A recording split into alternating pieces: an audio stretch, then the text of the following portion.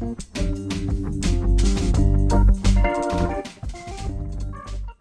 hello. Welcome to Ram and Goat. We are just chatting, and we thought we should probably hit Yes. record. Yeah. Yes. Oh my God, it's so good to talk to a fellow astrologer about life. Like we were just discussing some like difficult moments, like huge fights and blow-ups and stuff, and how like using astro language is really helpful, and doing it with someone who speaks the same language is um yeah. It's so beneficial. I literally searched for this kind of connection for years and years and years. I until I went to astrology school, and then I was like, "Oh, there's all kinds of people who speak this language." Yeah. And then you and I connected, and then we just been speaking it nonstop, and it's so helpful to be able to message a fellow astrologer friend and just be able to emote in the way that's necessary, and they just go, wow, look at that Gemini moon go, look at her just Mm. verbally emote all that out of herself. Okay, good job, you.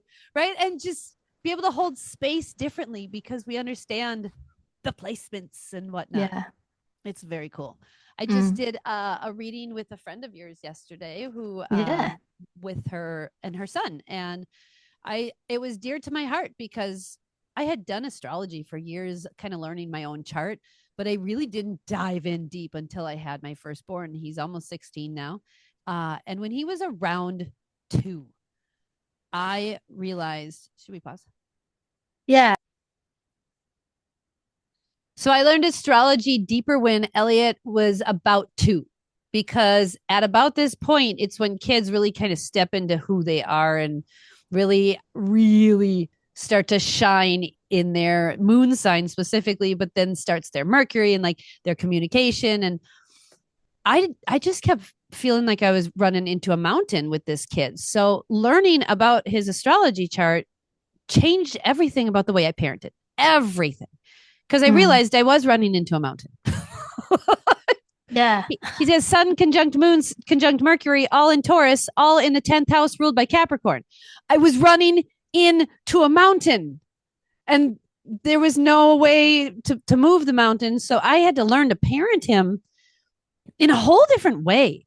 And so I realized I'm the flexible one. I'm the one who has to learn to dance around the mountain, or, Yeah. blow a cool breeze or a hot breeze, or like I had to learn to interact with him differently. And doing the reading yesterday just really reminded me of how precious of a gift it is to be Mm. able to understand this language and speak this language, and really apply it to my life with my children, and let Mm. certain things go, right? Instead of trying to control this or that or the other thing, go, wow, this is their thing. I see it. This is their earth thing. Okay, yep, we're going to let that go. And it brings me so much pleasure and joy to be able to help other mothers just get a whole new pair of glasses as to who their child is. I mean, obviously they know their child deeper and better than anybody, but sometimes a different perspective, like getting Mm. a music teacher, right?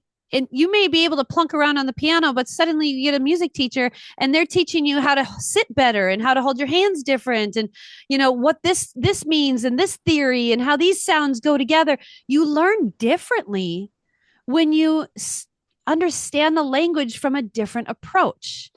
And that's what I love giving to moms, or to, friends, or to whoever is struggling, whether it's a transit, or like you just said, you're having Mm. a Pluto square sun transit right now. That's an No, I intense have it transit. natally. Oh, natally in your chart. That's right. Yeah. And natally in your chart, that's an intense placement in general. It's a Yeah. really intense internal tension to really recognize where it shows up throughout life and how it keeps showing up for you, right? And not feeling bad about it, but going, Yeah. here it is. Here's where my ego needs to really take a Yeah. good hit I, right now. you know what? Like that, it's so interesting because I have been an astrologer for some years now, and I've been into astrology for even longer, but I've never really looked at that Sun square Pluto, and I know why. Because it's hard. Like I don't want to see that. That is way too close to my like that is my pride. Like Sun in Leo, I'm not gonna lie. I have pride. I Yeah, have pride. And put that in like a square I to love that. I Pluto know why. in Scorpio. Yeah, I know why. Because I've been looking at my moon in Capricorn and dealing with that, 12th house, and like so much Saturn, and oh my God, these things. But never have I seen that thing that is like actually just like shouting from Right my there. chart right there. Square, Sun, Pluto. How could I have not been paying attention to this? It's like slipped, like it's almost like I've been blinded to that side of my chart. Oh, And I guess I'm ready for to dig it in I now. have found Hmm. so many things as I dive deeper and deeper and deeper into my chart or pull it up and just what can I look at today? Oh, I never saw that before, and then dive into the understanding of it. That has happened so many times where I have discovered something pretty glaringly obvious in my chart, right? Yes, yes, But I've yes. always been like la la la la. Hmm. Yeah, yeah, yeah, I have a for Mercury sure. square Neptune, and it's a pretty damn tight square, and I like to ignore the fact that I could definitely just disappear in conversations, and like I'm very woo, and it Yeah, is something like I'm aware of, but part of me is like, what am I gonna do about it? yeah. I guess it's that thing. So yeah, I feel sort of similar about my Pluto Sun square. It's like, it's there, but I think this thing like, what am I gonna do about it? That's also like you're trying to protect yourself. You're trying to just escape Mm-hmm. it a little bit longer. See how long you can ignore it, and that's Exactly. one of the things Yes. you can tell yourself. Oh, What am I gonna do about it? You yes. know? And with my Mercury and Pisces and then square to Neptune, like I and my Neptune's in Sag, so I can really be stupidly optimistic and really check out from the things I need to do, whether it's Laura, you need to read more, you need to meditate more. You really definitely, there's things I know my mind needs in order to stabilize, in order to be calm. And I'm going through the classes right now. Helena and I do continuing education, and Astrology University had a couple classes at for sale in around Christmas time. So we bought a whole big bundle. But one of them is anxiety in the Mm. chart, and I'm listening to this program, and the teacher is amazing at being very specific about like this doesn't mean you will have it. This just means these placements are pretty prone to it, and you have to find an outlet for it. And she's listing stuff, and girl, I had like check mark box for every single one of them, like every single thing. And I was Mm. like, oh, look at that shit. So I think I've been able to utilize the ability to check out into art and creative endeavors as like my way of dealing with it. And when things get too stressful, it's just like an automatic pull, like, Laura, you have Mm. to do this or you're going to melt down. It's like I kind of get like pulled by the spirits over into my art supplies, and I start crocheting or sewing or doing beads or whatever, and I'll do that for hours, and it helps to reset myself. Now, ideally I would practice things on a daily basis, and then I wouldn't have this like pull to check out for hours and hours and hours and hours, Mm. right? Ideally, we could find some healthy balance there. I Well, don't know. with so much like with a lot of Neptune and Pisces placements, I think you it's going to be hard to escape uh, uh, escape the feeling of wanting to escape. Yeah. And I think that you mentioned something important, like you are aware of your anxiety. Yes. So yeah, and I think that anxiety is something that a lot of people are not aware that they're experiencing, that they are having it, but they're not really aware of it. And it's like just part of their everyday life. And it's just part of like survival mode Mm, kind of yeah. thing. And I think it's really important to look at your chart, see if you do have like strong Pisces or Neptune placements, maybe a square or an opposition or something, just honor that energy because it Mm-hmm. can make you feel anxious because it's such a how would you describe that energy? Like it's so it just wants you to leave your body, and that is Hmm. what anxiety is. It's leaving your It is body. escape. But it Yeah. doesn't want you to feel bad. It's just like it's hard for us earth beings handling that Yes. feeling. And the escape part, some people escape into drugs, some people escape into streaming and watching movies, some people escape into video games for hours. Escape looks like whatever you want it to look like, right? You could escape in so many things. For me, I escape into lately work, which is very creative, and it actually helps me connect better. I connect with you and all the ladies I work with online. So I feel like I escape into quote unquote healthier or higher vibration energy, and I escape into art and creating things, which then I sell and give away as gifts. So there's different ways of escaping. I have definitely checked out into other things as well. And the repercussions of that I never liked. I never liked the like whether it was alcohol or binge watching or overeating sugar. There was always like this hangover part, right? Which I couldn't handle the hangover part because when I bounce back and I want to be present, I don't want to still feel the repercussions from when I wanted to escape. So I feel like I've found healthy escapes that don't have hangovers. That's amazing. Yeah, it's a thing. Yeah. It's a thing.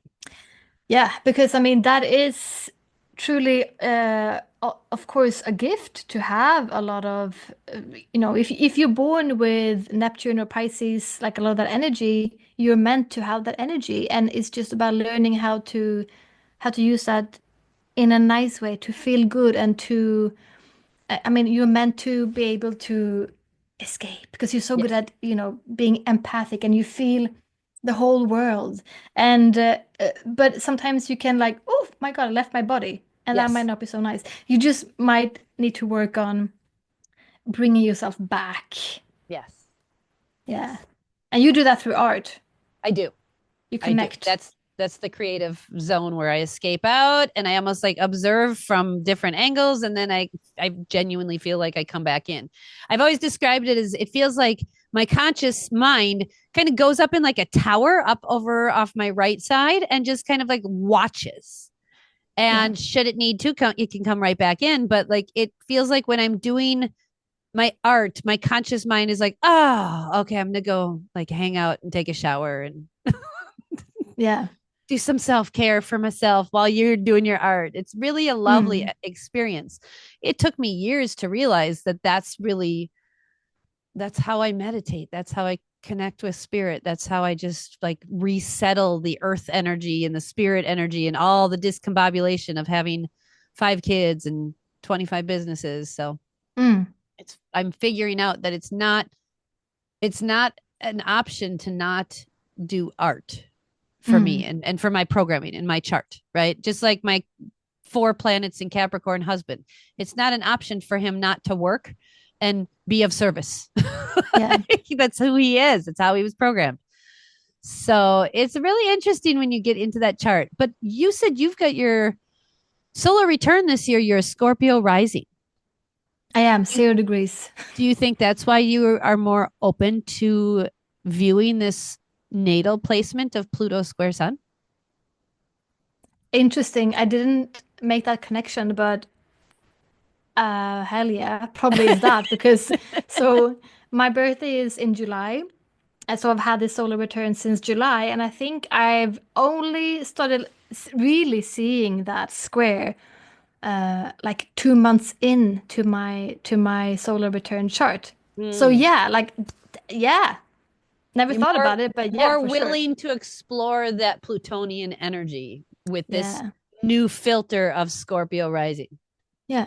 Because I was wondering, like I always felt so sort of like plutonic, like I had a strong plutonic energy, but I couldn't see it in my chart. I was like, I have so much Capricorn, I'm a Leo sun, like 12th house, like I don't know what is it? And blind, it's right there. I Yeah. didn't see it. How could I not? I don't know, but I'm seeing it now.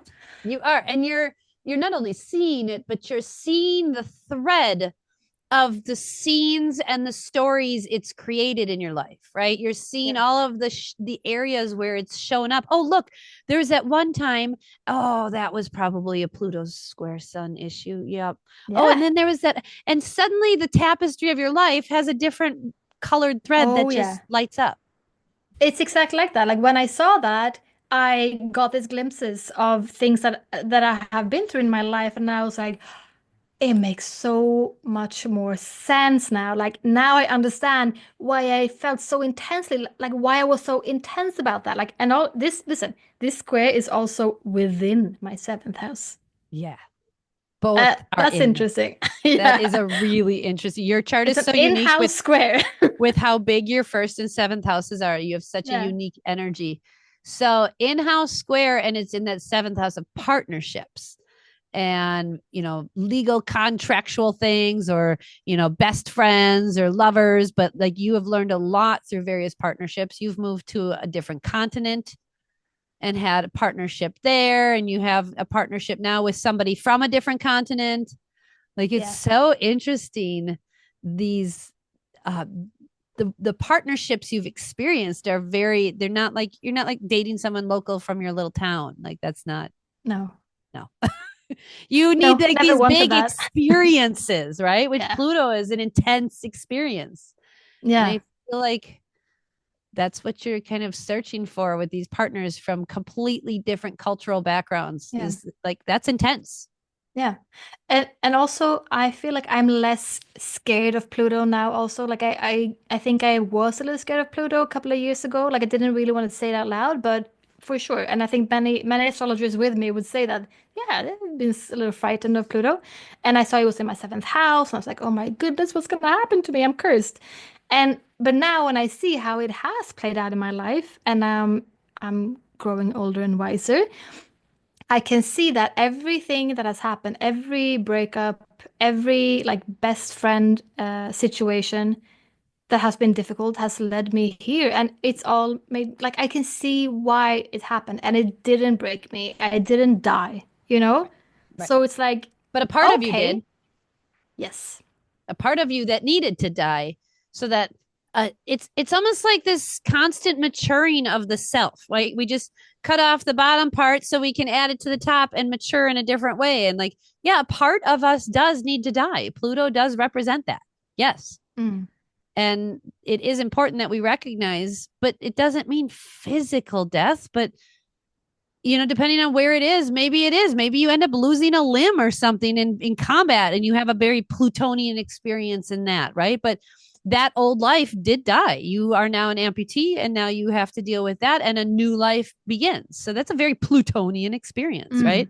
When I had my paralyzation in my back, but it started in about 2015, and by 2017, I was very severely paralyzed. I could stand and I could lay down, and that was about it. Like, there was no lifting, there was no dancing, there was no, like, sitting was incredibly And painful. you had little babies And I at had that time. babies. Yes, at that time, Guinevere, when it first started, Guinevere was just about 2, so she was just under 2.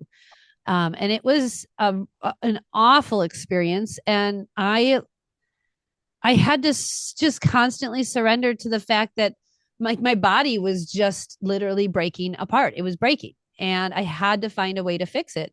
And when I was introduced to stem cell transplants, and went to a educational thing on them and learned about them, I, like, my whole body lit up like fireworks inside. I absolutely knew this was my solution, and they worked phenomenally, and to the point where I had 2 phenomenal pregnancies with 0 pain. They were better than my first 3. I now dance like a flippin' ballerina throughout my house, and I'm doing high kicks constantly. I'm pushing myself physically because I can and I need to. But to be able to have a regeneration like that, well, Pluto's in my at the beginning of my 6th house, Yeah. my health. I literally, a part of me died, and I had to learn how to be reborn. I had to learn how to eat again. I've had so many health regenerations and health deaths and rebirths. It's been ridiculous. I mean, I'm writing a whole book on it, actually. Mm. So it's called, you want to know the title of it? Yes. It's called Burning the Lies of Healing: My Journey to Becoming a Medical Rebel. Burning the lies of healing, Yes. my My journey journey to of becoming a becoming. medical rebel. Wow. Yeah. So it actually, if you look at my chart and you look at the title of this book, you see it in my chart. Yeah, yeah, I've yeah, yeah. Like every I've word got is like, that's yep, from there, that's from there. Yep. yep. And Uranus is also in the sixth house as well as Jupiter. So I am very much a medical rebel. And every single time a doctor told me no, I just said, watch me. And I went and did it. And we had fertility doctors that said we would never conceive. And well, clearly that's not true. Mm. Like so many things, so many things. So I'm encompassing my astrology and who I am with my birth chart into this book. And it's really an interesting task to try to like Mm. work astrology into what I'm trying to explain. But it feels really important to me that I do because like Yeah. it kind of validates the story even more. So it's been really interesting to dive into just my How deep personal are chart. you into writing your book? Probably about a third, maybe halfway. All right, so you're like in it. Yeah, yeah, Yeah. yeah. And I'm pulling from other stories I have, like blog posts and other stuff, and I'm trying to pull those and incorporate those in somehow right now. And I'm trying to figure out if I want to keep those as like a separate blog or if I want to Mm. like break them apart and incorporate it. So I'm kind of doing a lot of editing and writing as I go. Mm. But yeah, it's important to me that I put this out there because I see so many people being diagnosed with autoimmune issues and then they claim it as their own and they own that shit. And they're like, "Oh, my lupus or my autoimmune issues." Well, you don't understand my ADD. And I was like, "Listen, honey, I've been diagnosed with all of it. All of it. And I don't claim to none of it." and Mm. and do I exhibit certain symptoms once in a while? Sure. But that's because I probably ate too much freaking sugar, haven't been sleeping enough, and haven't been exercising properly or whatever, right? But so many people claim the disorder or the disease or the illness as their own. And I just made sure to never do that. I never claimed to have infertility. I never claimed to have lupus. I would Mm. always say I'm experiencing some symptoms of, Mm. or we're challenged with conceiving right now, Yeah. but I never And claimed that, you know? yeah, and I think that that is a very interesting like perspective if you bring in astrology there because I mean I don't really know. I don't have a line that's drawn between like this is a disease I'm having and like this is a symptom of my chart or like this is a consequence of my chart because so I think so much of what we're doing, I mean everything we're doing you can see in your chart.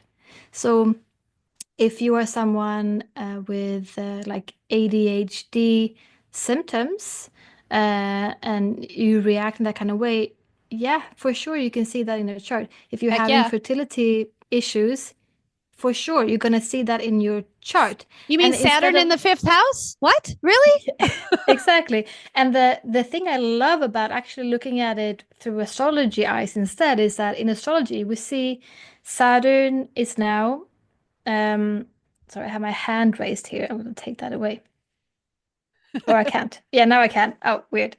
Uh, Looking at it through astrology, seeing Saturn in your fifth house, it doesn't tell you I will never be able to conceive. No. It tells you, oh, okay, I have a lot of maturing and challenges around this, but it's not saying like I can't. So You that if got to some work doctor for says it. that to you, You got to yeah, wait for it. You got to be mature about it. You got to do some hard work and create a foundation around it. But it's not, you can't do it. It's exactly. work Because and if you take your time. believed, yeah, if you would have listened to that doctor, that can really bring you down. Someone Mm. says that you won't be able to, well, then I give up. Yep. Maybe it will ruin your marriage. I don't know, like because you think that you might need a new partner or something. Yep. Maybe you become depressed. But and instead seeing it with astrology and using it instead and knowing that okay, it's gonna be a challenge.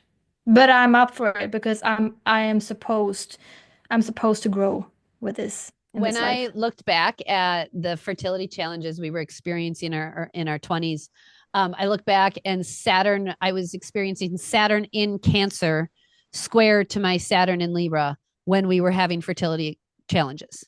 Let's wrap our heads around Saturn in the sign of parenting and flow and emotions was square to my natal Saturn in the sign of Libra, which is balance and peace and harmony inside, in the house of conception. Mm. If I would have known astrology then, I could have looked at my chart and gone, "Oh, we ain't getting pregnant right now. No, not right Yeah. now. Saturn's got to move.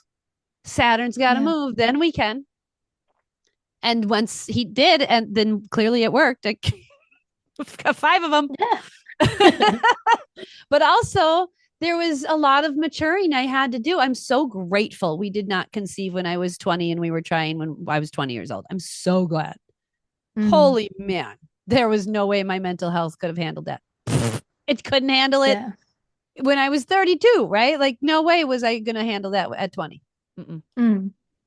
So, Yeah. gratitude And and Saturn takes time also. Saturn is rules time. And so when you're experiencing Saturn things or challenges, it's not going to be like you're not going to move on fast. It will take its time.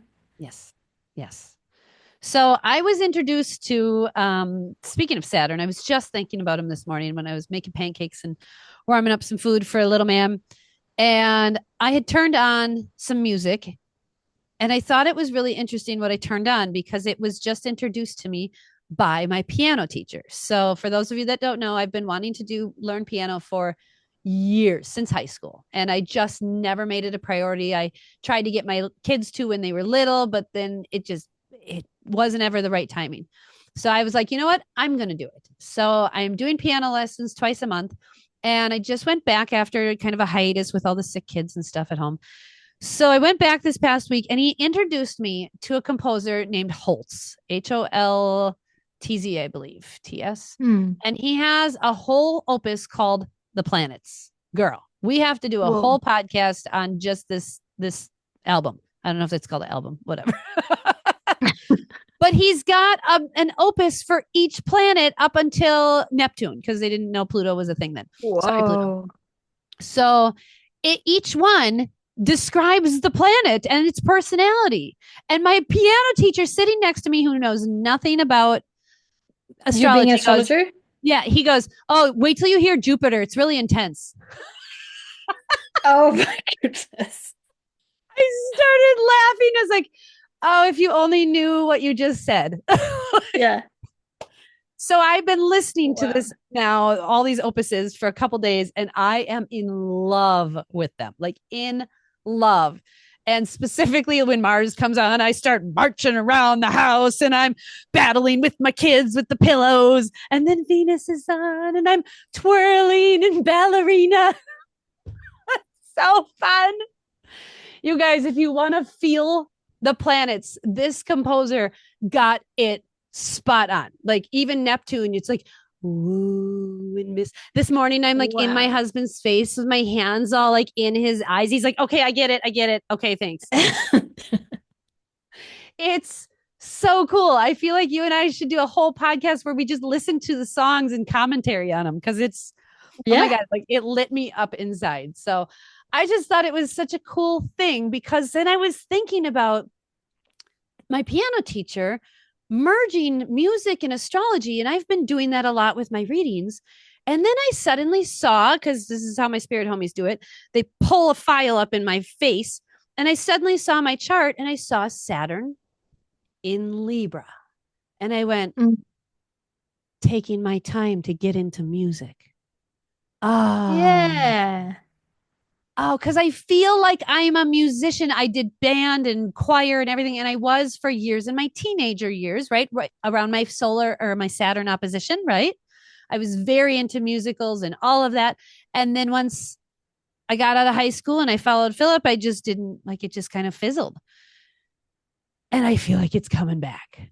Like Mm. it's slowly taking its time and it's starting to implement into like more foundational energy, which is Saturn, right? Yeah. Yeah. I'm building 5 minutes a day in my piano and I'm doing 5 minutes a day with the kids with this instrument and this instrument. And Oh, I can feel it and it feels so good.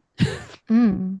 Yeah, But and I I think everyone should take a look at their Saturn placement and see what it is by sign, but by house, and like Mhm. start accepting that where Saturn is, this is a theme that I have challenges around, and it will take some time you need to grow to into grow. it. Yeah, Yeah. It's like growing into a pair of boots or something. You got to grow into the understanding that this is really where you need to put your energy. And for me, yeah. it's in the sign of Libra, which I always think of music or musicians, always. Mm, And then it's in the fifth house of creativity. And I was like, oh, I think I'm supposed to write some music someday. I think that's coming. It just feels like it. It feels like deep inside. But like when I like resonate on it, it feels like, ooh, 60 plus. Like it's going to be another like 20 some years before I'm there, which is such a Saturn thing for me to like start composing music at 60 plus years old. Sure. Why yeah. not? So this guy, I looked him up now on Spotify, and it looks here like it's called Holst, so Holst. Yeah. Holst, ST. That's and it. the album is called The Planets. His album drop. The Planets. Yeah, cool. That's very cool. Did you know that I'm this gonna was a listen thing? to it. Had you ever heard of it? No, no, Okay. Yeah, do not we will. recognize this. I can't wait till you listen to it and then tell me your impressions of it. I just Yeah. finished the whole album this morning. I don't know what to call it. The whole opus. I don't know. Sorry, musicians. I'm still learning. I finished the whole thing this morning, and oh man, my whole body recognized like it loves listening to the various tubas and trombones. Yeah. But when the Jupiter song was on, my daughter, who's 11, came flying in and she's like, "That's on Bluey." And I was like, "What?" She's like, "That song is used on Bluey, the children's Disney program that's a little Australian Shepherd dog." So I Hmm. was like, "What?" And she's like, "Absolutely. That I know this. I recognize this." So now I have to go check Disney and see if they're using Jupiter from Holtz and find this out because I want to know if my daughter recognized the right That's thing. funny. Yeah. I just thought that was amusing. Cool. So if you're Yeah. interested, this is where my latest research is going into the frequencies of the planets and the connection to music. And I'm so wanting to like get this merged more. I'm starting to merge it, but I feel like there's more to it. There's more depth to dive into because the way my piano teacher is explaining like thirds and like these different chords, it sounds to me like he's describing like sextiles and squares and like it sounds like Yeah. he's describing astrology to me, but yet not quite. It's like learning Yes. Italian, but when you know Spanish, right? Like you kind of get it, but not Yeah. quite. I All feel like I'm right. gonna suddenly soon something's gonna go. I'm like, I get it. I'm excited for that moment, but I'm not there yet. Nice. So maybe you can give us a little concert someday soon. For I want to sure. hear. I want to hear Jupiter. Absolutely. Absolutely. Yeah. We're going to do that. Well, it was fun chatting Yeah. with you today. Likewise, we, as you might have noticed, we didn't release an episode last Friday because life. Life happened. Yeah, life. And so yeah, we're releasing a little bit later. But things like interesting things are happening. I'm taking a past life regression therapy Oh, certification. we got to do a episode on what we just did. Yeah, yeah, you and I did one. We went back into one of your lives, and it was really it was intense, It was right? It was tough. quite intense. Yeah. It was tough. It was emotionally Yeah. tough. I'm still processing. I have not rewatched it.